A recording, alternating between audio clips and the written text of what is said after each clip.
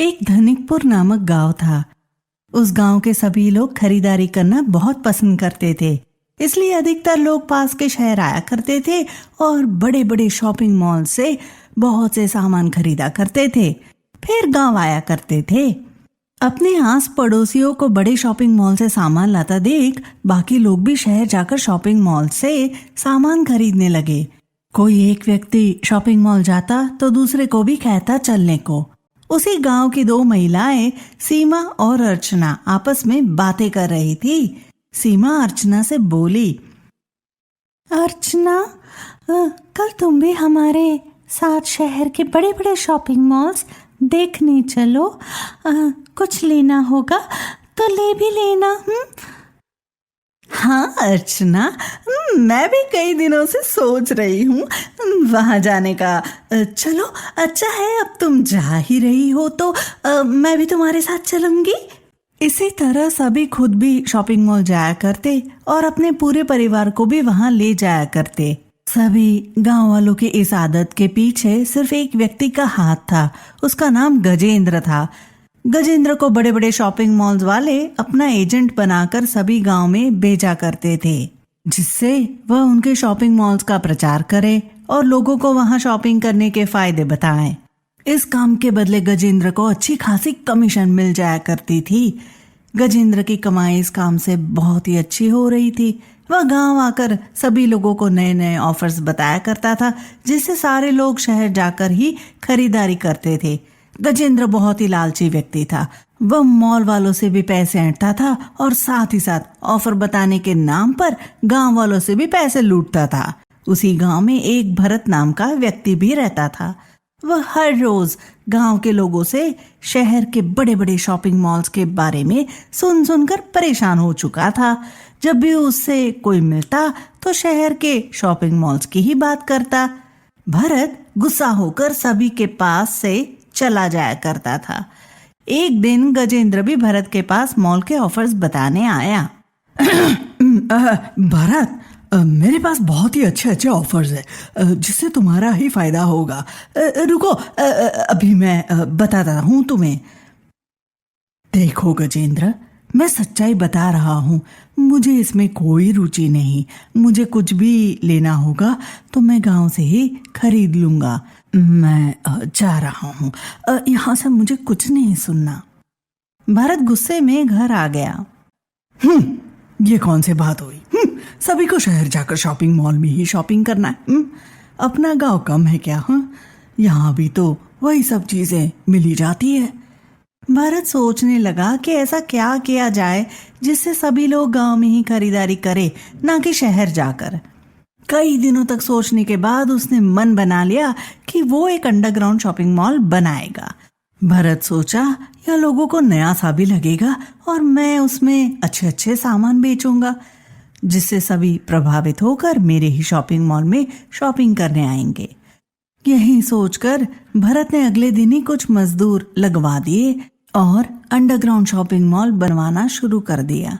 Underground shopping mall बनकर तैयार था। जैसे ही गांव वालों को अंडरग्राउंड शॉपिंग मॉल का पता चला, सभी उत्साहित होकर उसे देखने आए। किसी ने आज तक अंडरग्राउंड शॉपिंग मॉल नहीं देखा था।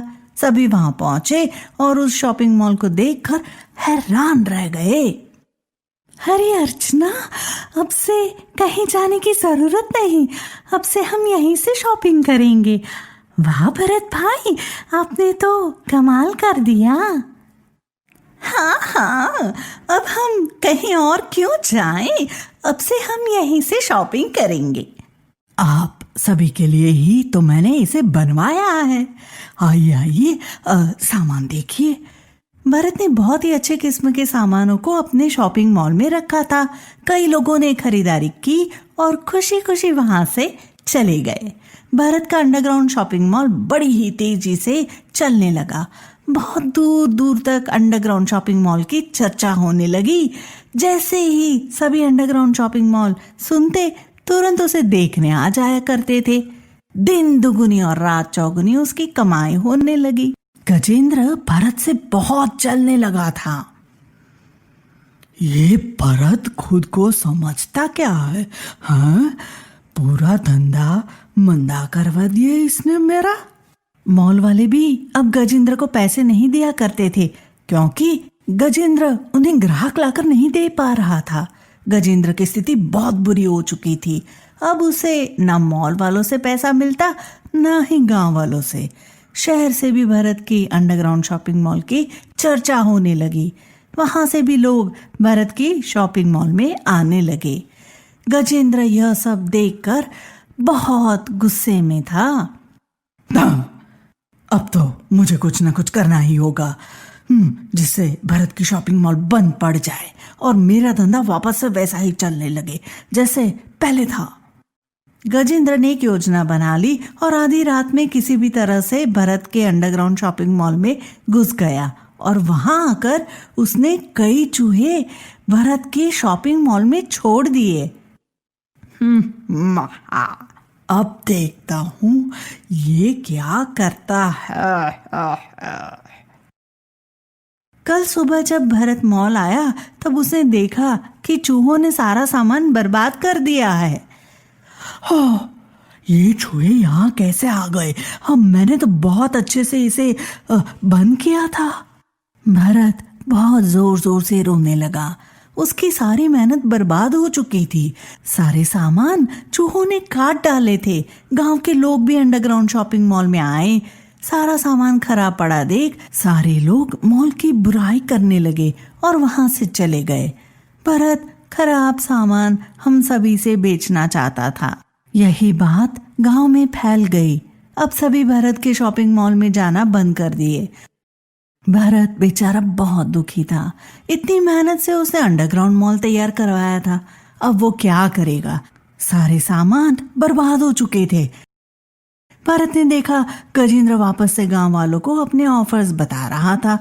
जैसे ही गजेंद्र ने भरत को उसे देखा, वो मुस्कुराने लगा और जोर जोर से चिल्लाते हुए बोला, क्या आप सभी भरत के अंडरग्राउंड शॉपिंग मॉल में जा रहे थे? वो तो सिर्फ बेकार सामान ही बेचता है। आप सभी शहर के बड़े बड़े शॉपिंग मॉल्स में जाइए। भरत को गजेंद्र की बात सुनकर गुस्सा आ गया। वो गुस्से में गजेंद्र के पास आया और बोला, कहीं तूने ही तो मेरे शॉपिंग मॉल को बर्बाद तो नहीं किया? वैसे भी तू मुझसे बहुत जलता है। अब चल हट, तुझे जैसे लोगों से मैं क्यों जलूंगा। जा जा यहाँ से और संभाल अपनी अंडरग्राउंड शॉपिंग मॉल को। ओहो, माफ करना, तेरे मॉल में इंसान के बदले तो चूहे आते हैं। गजेंद्र जोर जोर से हंसने लगा। हंस ले, जितना हंसना। तू देखता जा मैं क्या करता हूं। भरत ने मॉल में कैमरा लगवा रखा है। इस बात की भनक गजेंद्र को नहीं थी। वह सोचता था कि भरत क्या कैमरा लगवाएगा, उसे कुछ आता जाता नहीं।